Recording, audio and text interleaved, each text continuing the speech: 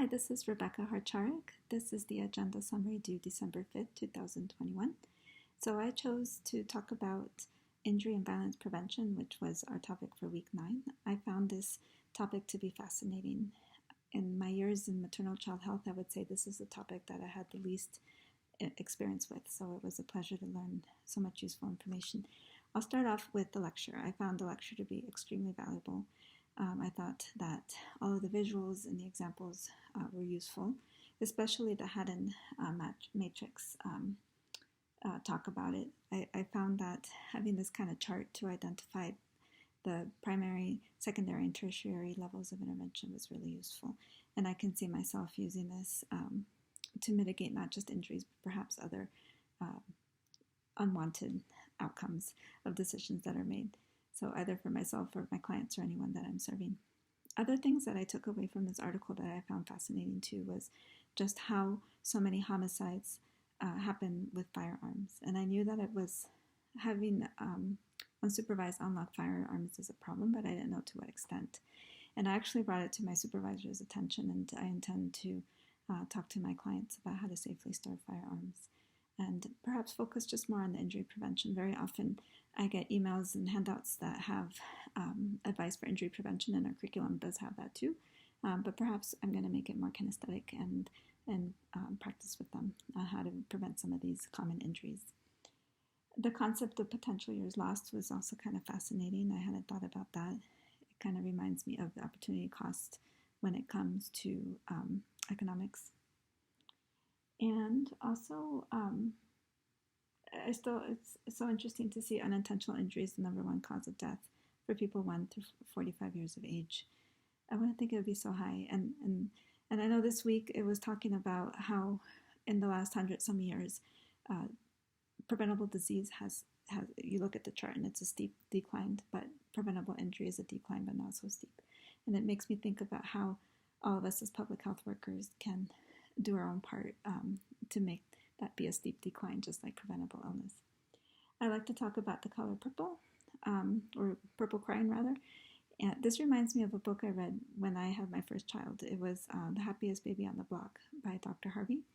And he talked about how to deal with colicky babies, why they're colicky, how long it should last, and strategies to have babies stop crying and meet their needs. And so this video was just so helpful because it is memorable. You don't think of crying as purple. So those two resources go together, and I think I would want to present both to clients and friends if they're experiencing babies who cry too much. Talking about the nurse-family partnership article, even though it's 40 years old, I was glad to see that some of the outcomes of the nurse-family partnership was that the clients, the beneficiaries, had less children and they spaced them out more. I often refer to nurse-family partnership every time I have a first-time parent. I immediately refer because I know they're going to have quality service and they can have that support that lasts up until the child is 2 years old. They also can get medical advice. I believe this article talked about how it didn't fully address life course. But I do think that if a home visitor supports a person for more than 2 years, they have more opportunity to influence decisions that can affect the parent over the course of their lifetime. And having a home visitor is such an intimate experience that that kind of mentorship, the learning they learn, will likely last them. At least that's something I want to believe. So I'll be interested to read more articles and more research regarding home visiting. National Action Plan for Children. What I found interesting about this 2-page handout was that it talked about the need for research, and I really don't know much about research that's done into preventing injury. And a personal correlation is the fact that I'm from El Salvador, and there people don't care about using car seats. So it's important to know the cultural context behind why people might take effort to prevent injury or not. The article on preventing child abuse and neglect, one of my takeaway statements from that was that one type of violence can lead to another.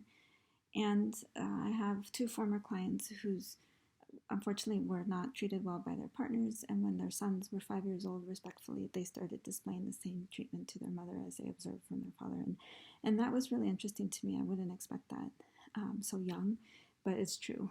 I can say it's something I've observed, and perhaps dealing with the root causes of that violence will prevent it from being intergenerational. And last, the dating violence article, I did not know that dating violence was so prevalent among young adults. That's very heartbreaking. And learning about all the different theories behind it, it shows me that there's no like solid reason why people may choose to be violent with their intimate partner.